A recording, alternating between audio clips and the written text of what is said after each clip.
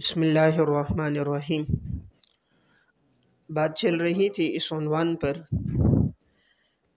کہ ائمہ مساجد اور فضلاء کرام کے لیے 100 ہدایات کے سلسلے میں جن میں سے 80 ہدایات کا تذکرہ گزشتہ دروس میں نے عرض کر دیا تھا۔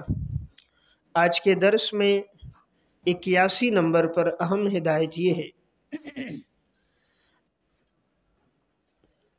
عملیات کے ساتھ مستقل طور پر وابستہ نہ ہو۔ فن عملیات کے ساتھ مستقل طور پر وابستہ نہ ہو۔ تعویذ کرنا یا لکھنا ناجائز نہیں ہے، جائز امر ہے۔ شریعت نے اس کی اجازت دی ہے اگر یہ شرائط کے ساتھ ہو، مثلاً اس میں اللہ رب العزت سے مدد لی گئی ہو اور جو الفاظ لکھے گئے ہوں وہ قرآن و سنت کے الفاظ ہوں، معلوم المعنی والمراد ہوں، اور یہ اعتقاد ہو کہ شفا اللہ رب العزت دے گا، تو ایسا تعویذ کرنا جائز ہے۔ اسی طرح اگر کوئی ساتھی آئے اس سلسلے میں تو انسان اس کو تعویذ کر کے دے بھی سکتا ہے اور مختلف مسنون دعائیں بھی اس کو بتا سکتا ہے کہ اس سلسلے میں یہ دعائیں پڑھی جائیں، لیکن باقاعدہ اس کے ساتھ وابستہ ہو کر اپنی تمام تر مصروفیات کو اس میں گزار دینا اور اسی شعبے کے ساتھ آدمی کی شہرت ہو جائے اور یہی زندگی کا مشغلہ بن جائے، اس سے گریز کرنا چاہیے۔ آپ کے اوپر لیبل اور عنوان یہ ہو کہ یہ اچھا عالم ہے، اچھا محدث ہے، اچھا محقق ہے، مقرر ہے، مدرس ہے، یہ اچھا ہے اس سے کہ کوئی کہے عامل ہے۔ عموماً دیکھنے میں آیا ہے کہ جنہوں نے اس کو مستقل فن کی حیثیت سے اختیار کیا اور اسی میں اپنی زندگی گزاری، تو ایسے لوگ عبادات میں سست ہو گئے۔ جنہوں نے باقاعدہ شعبہ بنا دیا تو پہلی چیز ان میں کمی یہ دیکھنے میں آئی کہ ایسے لوگ نماز میں کمزور ہیں، عموماً نماز کا اہتمام نہیں کرتے۔ میں ان کی بات نہیں کر رہا جو علماء صلحاء ہیں جن کی زندگی اس میں گزرتی ہے، اور الحمدللہ ایسے بہت سے لوگ ہیں کہ جو اس سے وابستہ بھی ہیں لیکن قرآن و سنت کی تعلیمات ان کی زندگی میں ہے۔ لیکن دیکھنے میں جو آیا اکثر جو میلان ہے آج کے دور میں جو دیکھنے میں آ رہا ہے کہ جو اس کے ساتھ وابستہ ہیں نماز کا اہتمام نہیں۔ نمبر 2، جھوٹ کثرت کے ساتھ بولتے ہیں، سچائی ان کی زبان پہ نہیں ہوتی۔ نمبر 3، وعدہ خلافی کرتے ہیں، کہیں گے جی فلاں دن آؤ آپ سے ملوں گا، کوئی ملنے جائے ملتے نہیں ہیں، فلاں دن آپ کا کام ہوگا اور فلاں دن آ جاتا ہے، پھر رابطہ کرو فون نہیں اٹھاتے۔ وعدہ خلافی بہت ہے، کہیں گے جی میرے پاس فلاں دن آنا، ملنے کے لیے چلے جاؤ، جھوٹ بولتے ہیں جی گھر پہ نہیں ہے، یا بتا رہے ہوتے ہیں جی فلاں کام میں ہے، فلاں کام میں نہیں ہوتے۔ پھر چوتھی بڑی چیز ان میں بے پردگی بہت ہوتی ہے۔ عموماً زیادہ تر چونکہ عورتیں آتی ہیں، اعتقاد ان کا کمزور ہوتا ہے، تو عورتوں کے ساتھ جب میلان ہوتا ہے تو اس میں بے پردگی زیادہ ہو جاتی ہے۔ آنے والی عورتوں میں تمام عورتیں پردے کا اہتمام نہیں کرتی، کسی نے دوپٹہ اوڑھا ہوا ہوتا ہے، کسی کا لباس مختصر ہوتا ہے، تو اس کی وجہ سے انسان اس گناہ میں مبتلا ہو جاتا ہے، تو پھر اس کے جو نتائج ہوتے ہیں وہ بڑے بھیانک ہوتے ہیں۔ اس لیے بہتر یہ ہے آپ اپنے آپ کو تدریس کے ساتھ، اپنے آپ کو علم اور تحقیق کے ساتھ وابستہ رکھیں۔ عموماً جو ساتھی اس میں پڑ جاتے ہیں دیکھا ہے ان کا مستقبل خوشگوار نہیں ہوتا، ان کا مستقبل خوشگوار نہیں ہوتا۔ ہر آنے والے دن میں مسائل، مصائب، پریشانیاں ہوتی ہیں، جن جنات کے ذریعے انہوں نے آج بہت سا کام لیا، مستقبل میں پھر وہی تنگ کرتے ہیں اور اولاد کو اور خود اس آدمی کو بہت سی پریشانیوں میں مبتلا کر دیتے ہیں۔ اکثر اوپر سے بچے کو گرا دیا، ٹانگ ٹوٹ گئی، گھر والوں کا ایکسیڈنٹ ہو گیا، گھر میں حوادث ہو گئے، حادثات ہو گئے، پھر جتنا اس کے اپنے معمولات میں کمی آتی رہتی ہے پھر ان کی گرفت اس پر مضبوط ہوتی جاتی ہے۔ اور یہ ایک ایسا فن ہے اس سے عوام کی نگاہ میں بھی عزت نہیں رہتی، چونکہ اس میں نے دیکھا یہ ہے کہ اس میں پڑھنے والوں کے دل میں مال کی بڑی محبت آ جاتی ہے۔ مال کی محبت بہت آتی ہے۔ پھر وہ دیکھتے ہیں جو زیادہ نذرانہ دیتا ہے اس کو ٹائم زیادہ دیتے ہیں، اور جو ہدیہ اور نذرانہ کم دیتا ہے اس کو وقت نہیں دیا جاتا، حضرت مصروف ہوتے۔ البتہ جو 5,000 کا نوٹ دے یا 10,000 دے تو اس کے ساتھ گھنٹوں صرف کر دیا جاتا ہے، اور جو کوئی ویسے بھی آ جائے تو اس کو کہتے ہیں نہیں کوئی معاملہ نہیں ہے، پریشان ہونے کی ضرورت نہیں ہے، یا تو ملاقات ہی نہیں کی جاتی، یا اس کو وقت ہی نہیں دیا جاتا، یا اس کو ویسے ہی تنخواہ دیا جاتا ہے۔ عموماً مال کی محبت بڑھ جاتی، اس لیے آپ دیکھ لینا کہ جو لوگ اس لائن میں لگے اور پختہ دین کی معلومات نہیں ہے، ایسے لوگوں کی زندگی میں دولت پیسے کی محبت بہت زیادہ ہے۔ پھر اس میں دھوکہ دہی بہت ہے۔ کہتے ہیں جی تعویذ لکھنا ہے زعفران سے اور اس پہ 40,000 کا 20,000 کا خرچہ آئے گا، اللہ تعالیٰ عافیت فرمائے۔ ہم نے دیکھا ایسے بھی تھے، لکھتے تھے زعفران نہیں ہوتا، زردے کا رنگ ہوتا تھا، نام استعمال کرتے تھے زعفران کا، اور 20 30 ہزار روپے لیتے تھے۔ تو یہ تو ڈبل دھوکہ دینا، جھوٹ بھی ہے، کذب بیانی بھی ہے۔ نام تم نے زعفران استعمال کیا، لکھا تم نے زردے کے رنگ کے ساتھ، اور کہتے ہیں جی اس پر کالا جادو ہو گیا، حالانکہ جادو نہیں ہوتا، دھوکہ دیا جا رہا ہوتا۔ جی کس نے بتایا؟ جنات نے بتایا۔ جنات تو سب سے زیادہ جھوٹ بولتے ہیں۔ غیب کا علم اللہ کے علاوہ کسی کے پاس نہیں ہے۔ حضرت سلیمان علیہ السلام نے جنات کو کام پہ لگایا تھا، وہ مسجد اقصیٰ کو تعمیر کر رہے تھے۔ حضرت سلیمان علیہ السلام نے ایک لاٹھی کا سہارا لیے اور وہ کھڑے نگرانی کر رہے ہیں۔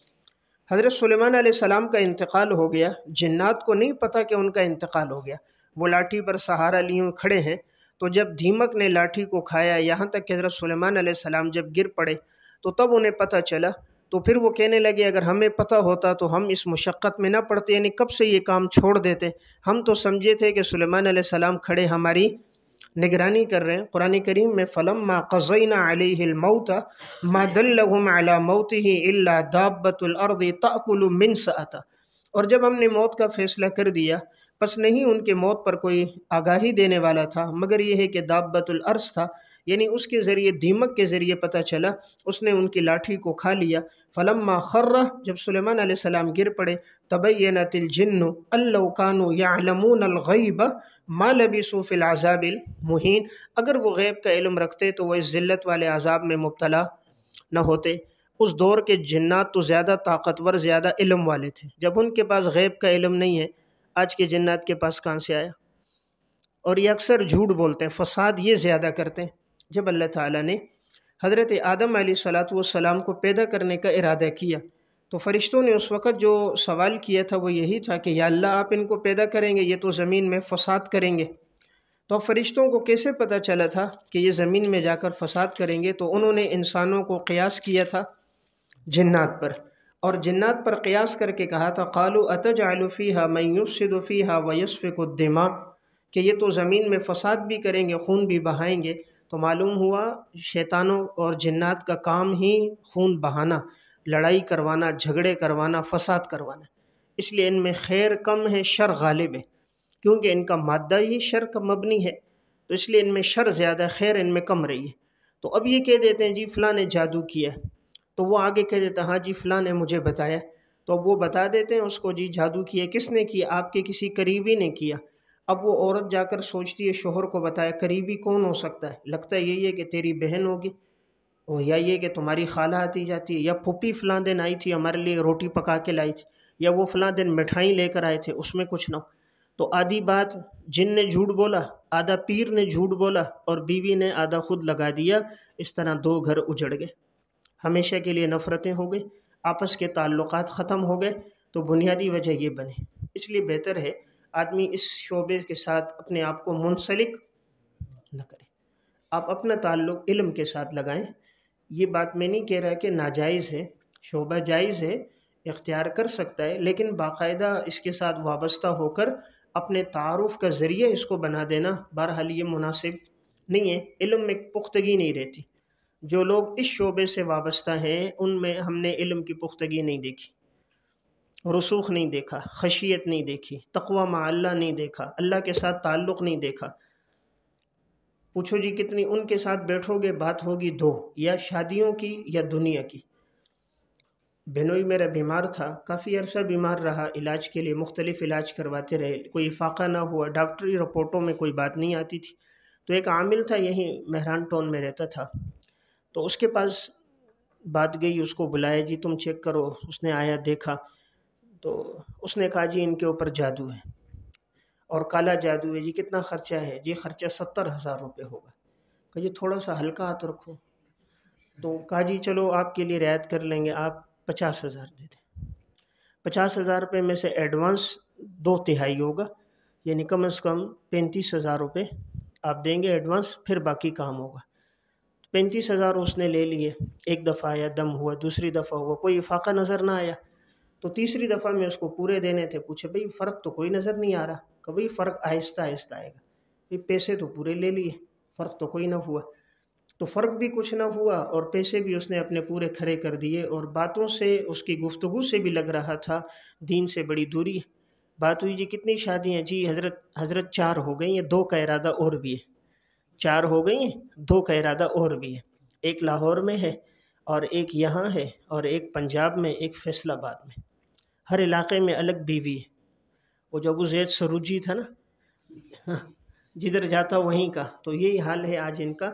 जहाँ गए वहाँ पर माज़अल्लाह होता क्या है, जो लड़की आई अल्लाह न करे उसी पर इश्क हो गया और उसी पे तावीज़ कर दिए, उसको अपनी मोहब्बत में गिरफ़्तार कर दिया और फिर उसके साथ अपनी ख्वाहिश को पूरा कर दिया। अब ये कहते हैं जी हमारे पास ख़ुद रिश्ते आते हैं, ख़ुद लड़कियां हमें रिश्ते का पैगाम देती हैं। देती नहीं है, ये जादू करते हैं, ख़ुद उनको ऐसी चीज़ खिला देते हैं, अपने उस इश्क में मुब्तला कर देते हैं।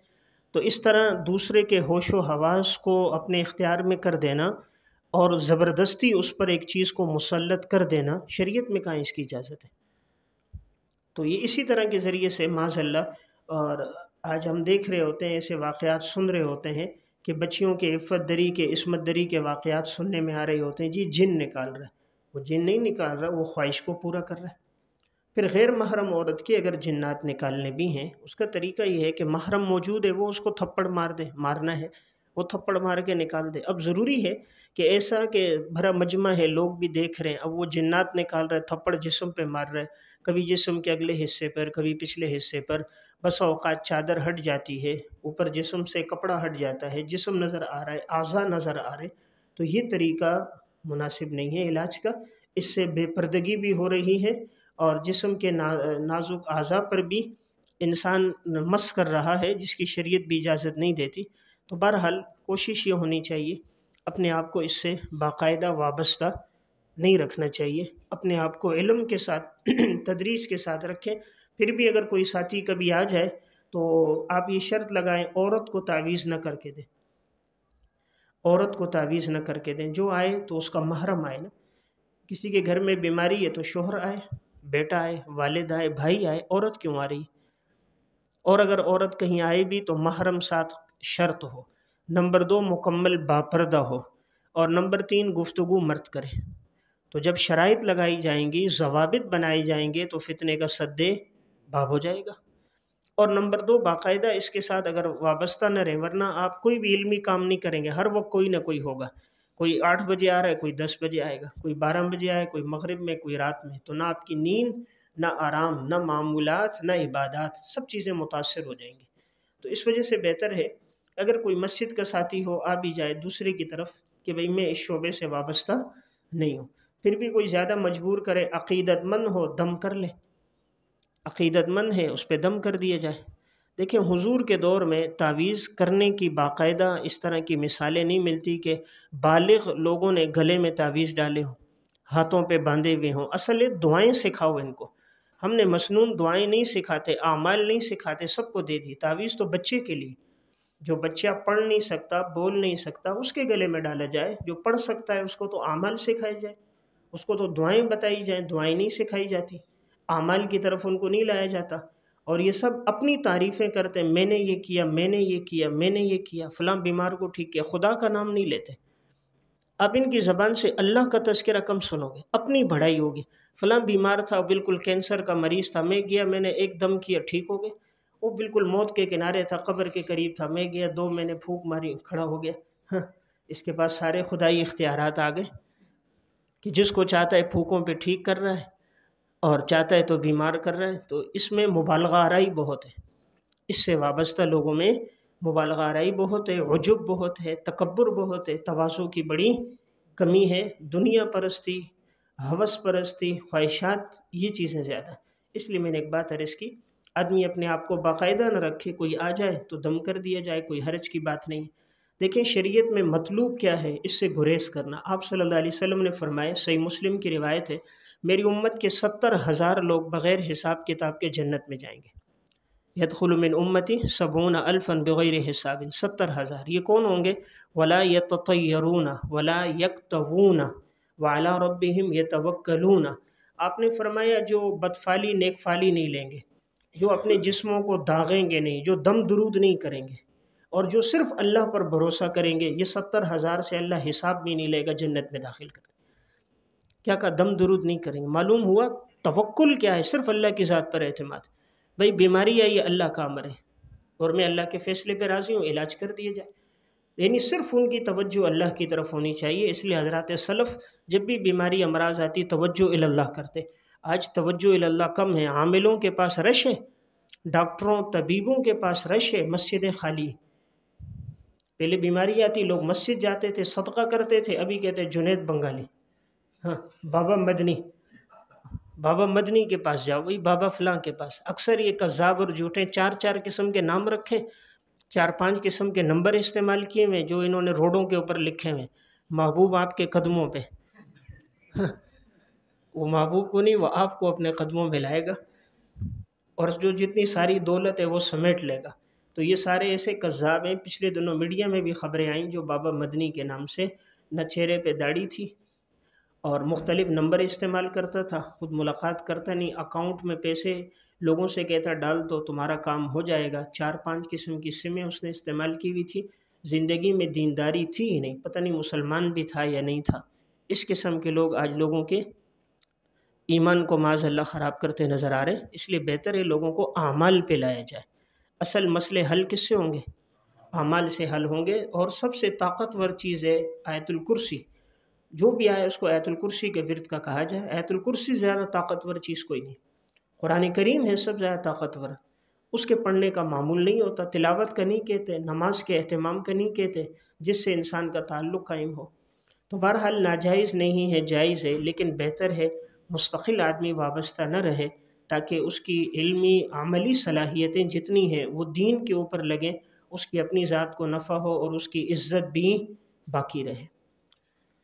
نمبر 82، غیر محرم عورتوں کے ساتھ اختلاط نہ رکھیں۔ غیر محرم عورتوں کے ساتھ اختلاط نہ رکھیں۔ اس کا مطلب یہ ہے کوئی مسئلہ پوچھنے آتا ہے، تعویذ کرنے آتا ہے، تو کوئی عورت نہ آئے۔ جس نے کوئی بات پوچھنی ہے وہ اپنے محرم کے ذریعے سے پوچھے۔ بعض جگہوں میں گھر میں عورتوں کے لیے جگہ بنائیے جی آ کر مسائل پوچھے، تو یہی عورتیں جب گھر میں آتی ہیں امام صاحب کے گھر کو دیکھتی ہیں، پھر یہ جا کر اپنے شوہروں کو بتاتی ہیں امام صاحب کے گھر میں تو یہ تھا، گھر والی ایسی تھی، بچے ایسے تھے، گھر کے اندر نظم یہ تھا، امام صاحب تعویذ کر رہے تھے، فلاں کو دیکھ رہے تھے، پھونک مار رہے تھے، یہ کر رہے تھے۔ تو وہ ساری چیزوں پر ان کی نظریں وہ 2 باتوں کے ساتھ 4 لگا کر عزت کو انسان کے خاک میں ملا دیتی ہیں۔ اس لیے جس کام سے شریعت روکتی ہے اس میں بڑی حکمتیں ہوتی ہیں۔ تو بہتر یہ ہے کہ کوئی اختلاط نہ ہو، انسان جو بھی مسئلہ پوچھنا ہے، محرم مرد آئے وہ مسئلہ پوچھے، اسے جواب دے دیے جائے، ان کے ساتھ کوئی روابط کوئی تعلقات باقی نہ رکھے جائیں۔ آج کسی کی عزت کو جب خراب کرنا ہوتا ہے اور اس کو رسوا کرنا ہوتا ہے تو آج کے لوگ عورت کو استعمال کرتے ہیں۔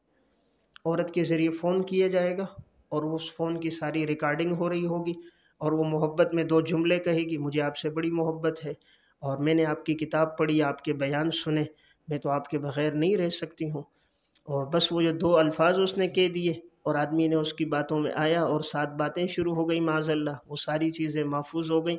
کل جب یہ عزت پر عروج پر پہنچا وہ کال لیک ہو گئی اور اس کی ساری عزت خاک میں مل گئی۔ اس لیے تو آپ نے فرمایا نا کہ سب سے بڑا فتنہ کس کا ہے؟ عورت کا فتنہ ہے۔ اور آپ نے فرمایا بنی اسرائیل پر عورت کے فتنے سے سخت فتنہ، بڑا فتنہ کوئی نہیں آیا۔ معاذ اللہ یہ مبتلا کرتے ہیں انسان کو زنا میں، اور پھر جب انسان کو اللہ عروج اور عزت دے دیتا ہے پھر اس کو بلیک میل کر کے اپنے لیے استعمال کرتے ہیں۔ آج جو پھر آدمی کوئی حق بات نہیں کہہ سکتا، حق رائے نہیں دے سکتا، اس کی بنیادی وجہ یہی ہوتی ہے اس کی کچھ کمزوریاں سامنے آ جاتی ہیں ان کے پاس۔ اب ایک طرف وہ اپنی عزت کو دیکھے، ان باتوں کو دیکھے یا یہ کرے، وہ کہتا ہے چلو چھوٹی بات کو اختیار کر لو، کم از کم عزت تو محفوظ رہے۔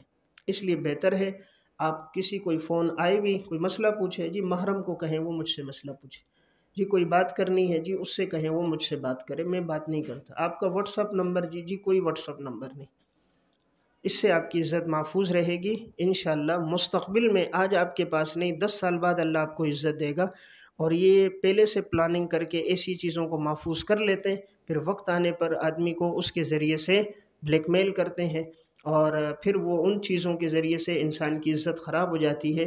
تو ایسے کام پھر آدمی کر لیتا ہے، ایسی باتیں کہہ دیتا ہے، ایسے کلپ بنوا دیتا ہے جو اس کی اپنی عزت کی کمی کے اور رسوائی کا اور نیک نامی کے ختم ہونے کا ذریعہ بن جاتے ہیں۔ اس لیے میں نے بڑی اہم بات عرض کی ہے، اگر آپ حضرات کی سمجھ میں آئے، غیر محرم عورتوں کے ساتھ اختلاط نہ رکھیں۔ نمبر 83، غیر ضروری گفتگو اور لایعنی باتوں سے بچیں۔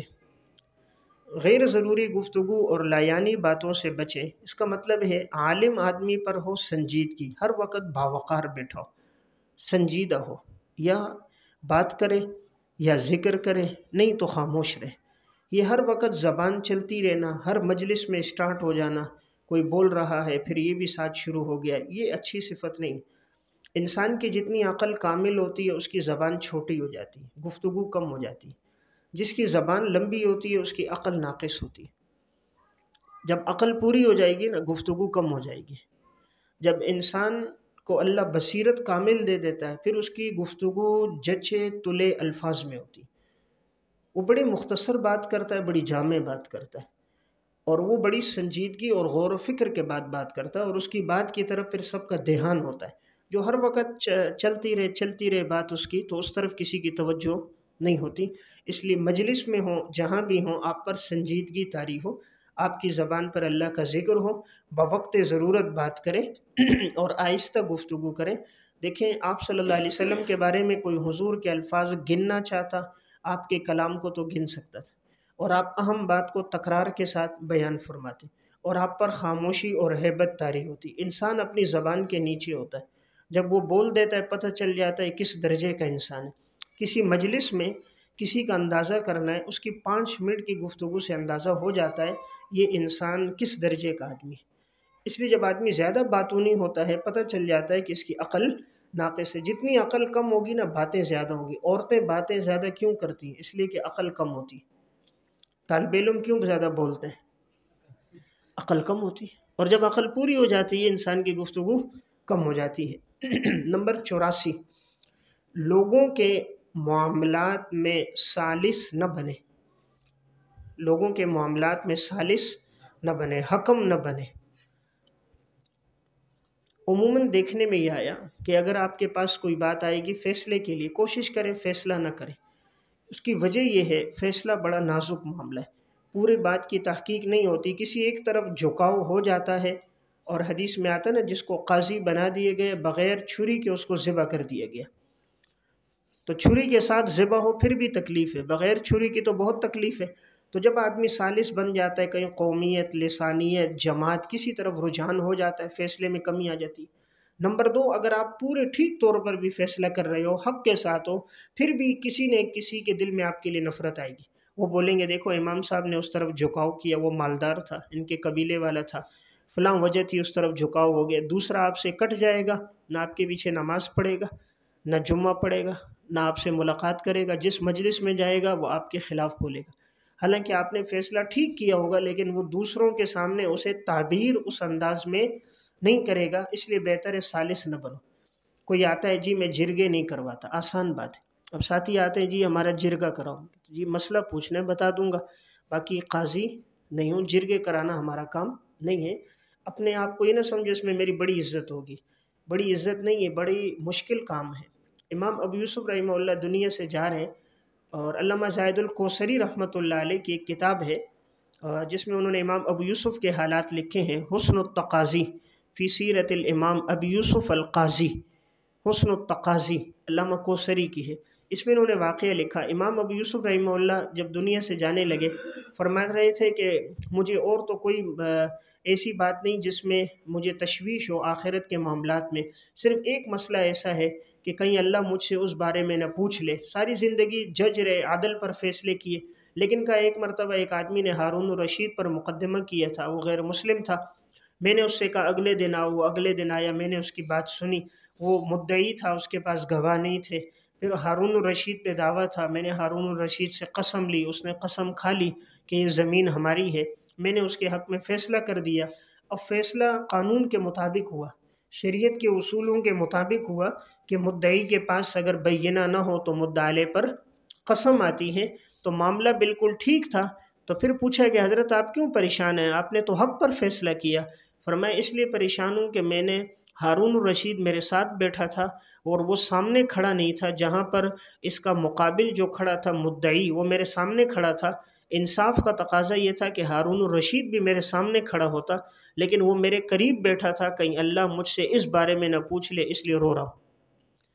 फ़ैसला हक़ पर किया है और उसूल के मुताबिक फ़ैसला हुआ है कि मुद्दई के पास गवाह नहीं, मुद्दा अले पर कसम आई, हारून रशीद ने कसम खाई, तब उसके हक़ में फ़ैसला हुआ। लेकिन का इंसाफ का तकाजा था कि वो सामने खड़ा होता, और वो सामने खड़ा नहीं हुआ, कहीं अल्लाह मुझसे इस बारे में न पूछ ले। इसलिए मैं कह रहा हूँ सालिस बनना बड़ा नाजुक मामला है, इसमें आपका कीमती वक्त ज़ाया होगा। एक की बात सुनोगे घंटों, दूसरे की बात सुनोगे घंटों, फिर फ़ैसले में वक्त लगेगा घंटों, नतीजा क्या निकलेगा, कोई ना कोई बात बदनामी सामने आएगी, रुसवाई होगी। इसलिए बेहतर है इंसान अपने ज़िम्मे इस काम को न ले। देखिए इमाम साहब को काजी बना रहे, कौन बना रहे? अबू जाफ़र मंसूर, क़ज़ात का ओहदा दे रहा है, चीफ़ जस्टिस बना रहे। आपने उसको कबूल नहीं किया, जेल से जनाजा उठ गया, यहाँ तक कि आपको जहर दी गई, मनाक़िब में वाक़या है। और सजदे की हालत में इमाम साहब का इंतकाल हुआ है, कोड़े भी आपको मारे गए, तकलीफ़ें बर्दाश्त की, जेल को बर्दाश्त किया, लेकिन ओहदे को कबूल नहीं किया। सलफ़ की ज़िंदगी में यही बात थी, वो इन चीज़ों से बहुत बचते थे, तभी उनकी इज़्ज़त बरकरार थी। तो बहरहाल अगर मुमकिन हो इस पर अमल हो, इसके फ़वाइद आपके सामने आएंगे। नंबर 85, उलमाए किराम का और असलाफ़ उम्मत का दिफ़ा करते रहें। उलमाए किराम का और असलाफ़ उम्मत का दिफ़ा करते रहें। इसका मतलब ये है, आप किसी मजलिस में बैठे, आपके सामने अगर किसी आलिम पर कोई आदमी नुक्ताचीनी कर रहा है, एतराज़ कर रहा है, तो आपको चाहिए आप मोहब्बत के साथ, संजीदगी और प्यार के साथ उसके इश्काल का जवाब उसको दे दें, और उसको मशवरा दे दें कि आप उलमा के ख़िलाफ़ अपनी ज़बान को इस्तेमाल न करें। अगर उनमें कोई आपकी नज़र में कमी कोताही है भी, अल्लाह ताला आदिल बादशाह है, अल्लाह सबसे आदल के साथ फ़ैसला करेगा। अल्लाह जैसे अवाम का हिसाब करेगा, उलमा का भी हिसाब करेगा। अगर उनमें कोई कमी है, अल्लाह उन्हें सज़ा देगा। आप उनके पीछे बात कर रहे हैं, गीबत है, और अगर उनमें वो बात नहीं है तो बहतान है, और अगर उनके अंदर गुनाह है, अल्लाह उनको डबल सज़ा देगा। आप अपना कीमती वक्त इसमें ज़ाया न करें, मोहब्बत से समझाएं, दिफ़ा कर दें। आजकल देखने में आता है कि अगर किसी आलिम के बारे में कोई बात कर रहा है तो दूसरा आलिम मौजूद है, वो उनका साथ देता है, वो कहते हैं उसमें ये बात है, वो भी कहते हैं हाँ हाँ ये। अब एक बात उसने की, दो हाशिए ये लगाता है, तो वो समझ जाते हैं हम तो ठीक कह रहे, तब इमाम साहब हमारी तायीद कर रहे थे, हमारे मुआफिक थे। तो उनको एक दिल मिल जाता है, वो उस बात को फिर हर मजलिस में बयान करना शुरू कर देते हैं, हमने की थी, इमाम साहब ने भी ये कहा था। फिर इमाम साहब की दो बातें होंगी, फिर दो वो भी अपनी तरफ से लगा देंगे, जिससे क्या होगा एक तो बदनामी होगी, इज़्ज़त ख़राब होगी, और दूसरा आगे जाकर मजमा मुंतशिर हो जाएगा। इसलिए अगर कोई अकाबिर में किसी पे बहतान लगाए या किसी को गलत फ़हमी हो, तो मोहब्बत से उसको समझा दें। उमूमन ये है, जिनको उलमा से मोहब्बत होती है उनकी औलाद में उलमा पैदा होते, जिनको उलमा से मोहब्बत होती है, तलबा से मोहब्बत होती है, उनकी औलाद में उलमा पैदा होते हैं। और जो उलमा पे नुक्ताचीनी कर रहे होते हैं, उनके घरों में उलमा हुफ़ाज़ पैदा नहीं होते। जिस भी घराने में देखो आपको उलमा नज़र आएंगे उस घराने में किसी न किसी का उसमें या उनके आबा व अजदाद में उलमा से ताल्लुक़ होगा। मसलन अगर आप भी दीन की तरफ आए होंगे तो आपके वालिद या आपका चचा या भाई یا آپ کا دادا یا تایا کوئی نہ کوئی کسی عالم سے وابستہ ہوگا، اس کی صحبت سے، بیانات سے، تعلق سے، تب گھر میں دین آیا ہوگا۔ یہ علماء کے تعلق کے بغیر آتا ہی نہیں ہے۔ جتنی محبت ہوتی ہے اتنا اللہ دینداری دے دیتا ہے۔ ہمارے والد صاحب رحمۃ اللہ علیہ بالکل ان پڑھ تھے، کوئی معلومات نہ دینی تھی نہ دنیاوی تھی، نہ اسکول پڑھا انہوں نے، نہ دینی تعلیم، بچپن میں یتیم ہو گئے۔ 4 سال کی عمر میں والد کا انتقال ہو گیا، 5 سال کی عمر میں ان کی والدہ کا انتقال ہو گیا، تو ماں باپ دونوں بچپن میں انتقال کر گئے۔ تو والد صاحب فرماتے تھے میں یہاں کراچی میں آ کے برتن دھوتا تھا ہوٹلوں میں، اور کہا وہ بڑے بڑے دیچکے ہوتے تھے تو میں اس میں بیٹھ کے دھوتا تھا، تو چھوٹا تھا، جسم بھی کم تھا، تو ان میں بیٹھ کے دھوتا اور باروالی کا کام کرتا، پھر کہا پیڑے بنانا، روٹیاں بنانا، 10-12 سال اس میں گزرے۔ پھر اللہ تعالیٰ نے بعد میں عسر کے بعد یسر لائی، آسانی لائی۔ لیکن ایک چیز تھی، ہم نے دیکھا والد صاحب کے دل میں علماء کی بڑی محبت تھی، علماء سے بڑی محبت رکھتے تھے، طلباء سے بڑی محبت، دینداروں سے بڑی محبت۔ جب میں پڑھتا تھا تو امتحان میں پوزیشن آ جاتی، وہ کہتے بھئی تمام اساتذہ کی دعوت کرنی۔ اللہ رب العزت کی توفیق تھی، اولى سے لے کر دورے تک ہر امتحان میں کوئی نہ کوئی پوزیشن آتی رہتی۔ تو جب پوزیشن آ جاتی والد صاحب کہتے بھئی سب کی دعوت ہے، سب کی دعوت کرتے اور بڑا پرتکلف 4 سے 5 قسم کے کھانے بنواتے، اور پھر علماء کی خود اپنے ہاتھوں سے خدمت کرتے۔ کوئی بھی عالم کبھی بھی آتا خالی ہاتھ نہ بھیجتے، ہر ایک کو 2000 4000 5000 ہدیہ دیتے، کوئی طالب علم آتا ان کو دیتے۔ صبح کا ٹائم ہوتا، ناشتے میں کسی بھی ایک عالم کو لے آتے، ہفتے میں ایک دعوت ہوتی۔ علماء سے بڑی محبت تھی، ان کو ایک تعلق تھا۔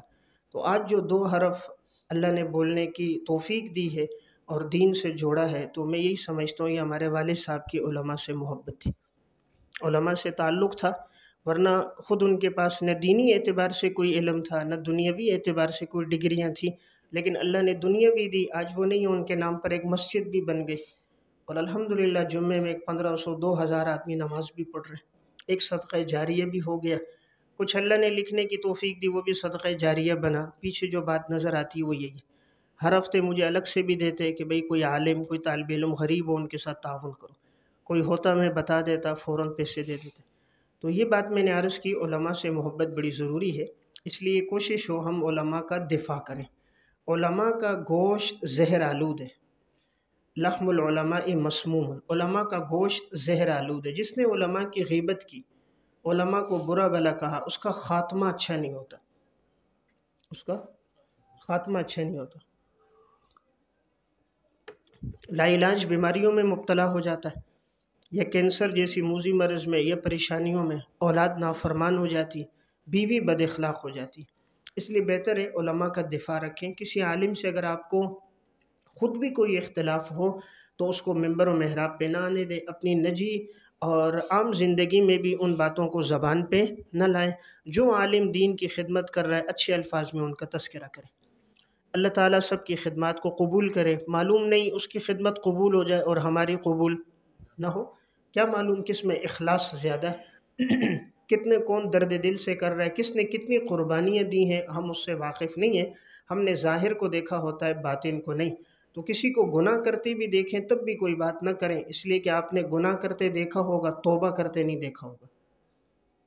گناہ کرتے دیکھا ہوگا، توبہ کرتے نہیں دیکھا ہوگا۔ ہو سکتا ہے اس سے گناہ ہو لیکن اس نے توبہ کی، اللہ کے ہاں وہ مقام مل گیا اس کو جو پہلے نہیں تھا۔ توبہ کی وجہ سے انسان کا مرتبہ تو بہت بلند ہو جاتا ہے۔ تو بہرحال دفاع ہونا چاہیے، اگر کوئی بات کرے محبت سے اسے سمجھائیں۔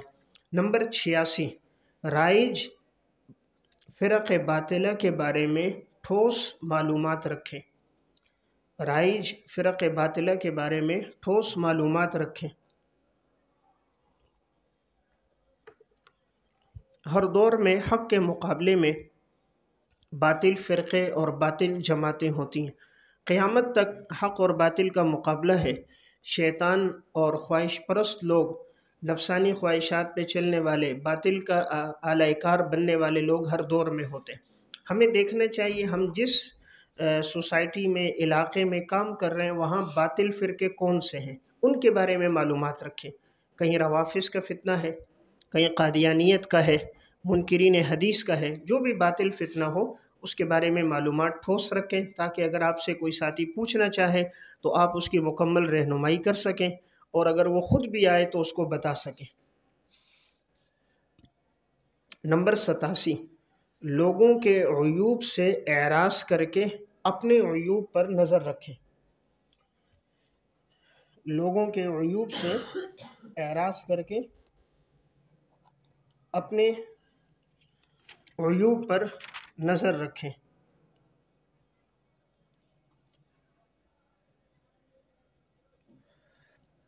لوگوں میں جو عیب ہے ہمیں اس سے اعراض کرنا چاہیے، اپنے عیوب پہ نظر رکھنی چاہیے۔ اب اس پر فکر ایک امام صاحب ہو، اگر وہ لوگوں میں دیکھے فلاں اس گناہ میں مبتلا ہے، فلاں اس میں، فلاں اس میں، فلاں اس میں، اس سے ہمیں اعراض کرنا چاہیے۔ ہم اپنے عیوب پہ نظر رکھنی چاہیے۔ جتنا انسان اپنے عیوب دیکھتا ہے وہ دوسروں کی طرف اس کو توجہ ہی نہیں ملتی۔ اپنے عیوب دیکھتے ہوئے اتنا منہمک ہوتا ہے، انہی کی اصلاح میں لگ جاتا ہے، تو دوسروں کی طرف نظر نہیں پڑتی۔ دوسروں میں وہ تلاش کرتے ہیں جو اپنے آپ سے غافل ہوتے ہیں۔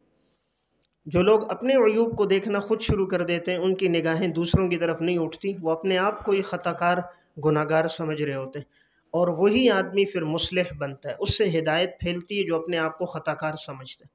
جو اپنے آپ کو متقی کامل پرہیزگار سمجھے، ساری دنیا کو گناہ گار سمجھے، تو پھر اس سے خیر نہیں پھیلتی، شر ہی پھیلتا ہے۔ اس لیے بہرحال ایک اہم بات عرض کی ہے، دوسروں کے عیوب پہ نظر نہ ہو، انسان اپنے عیوب پہ نگاہ رکھے۔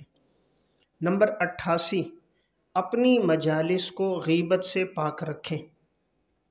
اپنی مجالس کو غیبت سے پاک رکھیں۔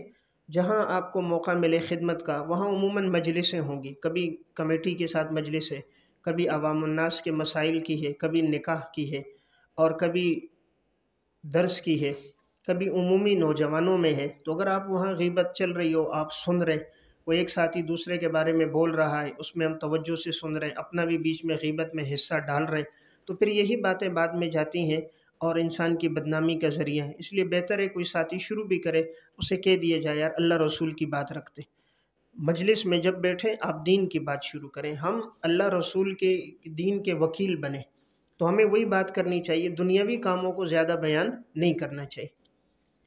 نمبر 89، واعظ و نصیحت پر مشتمل بیانات سنتے رہیں۔